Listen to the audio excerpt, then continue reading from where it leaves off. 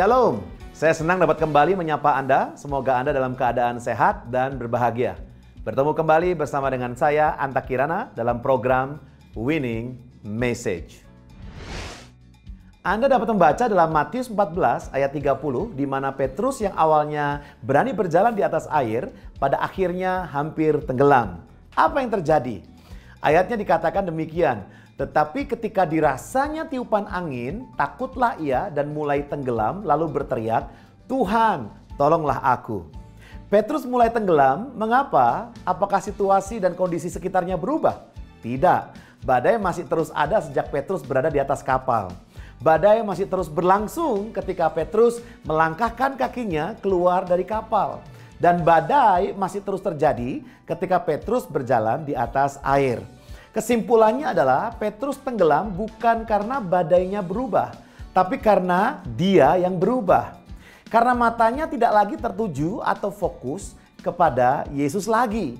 Motivasinya mulai berubah, Petrus mulai melihat keadaan sekitar, air laut, ombak, dan badai yang sebelumnya juga ada. Saat ia fokus kepada Yesus, maka hal itu tidak menjadi masalah.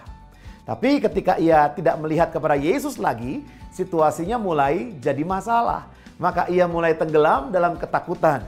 Motivasi hidup Anda akan menentukan keberhasilan hidup Anda bersama dengan Tuhan. Sebab segala sesuatu adalah dari Dia dan oleh Dia. Dan kepada Dia, bagi Dialah kemuliaan sampai selama-lamanya. Apakah motivasi Anda melayani Tuhan? Apakah motivasi Anda meneruskan S2 atau S3? Apakah motivasi Anda membuka usaha? Apakah motivasi Anda dalam menikah? Jika motivasi Anda berujung pada untuk kemuliaan Tuhan, maka Anda akan terus berjalan. Jika tidak, mungkin Anda akan segera tenggelam. Ketika mata Anda terus melihat kepada Yesus, maka Anda akan mampu berjalan di atas air. Karena keinginan Anda hanyalah untuk mendekat kepadanya, sehingga tidak akan ada yang dapat menghalangi Anda. Tetapi ketika Anda mulai melihat situasi, masalah, dan persoalan, badai kehidupan, maka Anda akan kehilangan fokus dan iman. Sehingga menyebabkan Anda tenggelam dalam ketidakberdayaan. Oleh karena itu, pastikan mata Anda tertuju kepada Yesus, sehingga Anda tetap kuat berjalan bersama dengan Dia. Keep winning.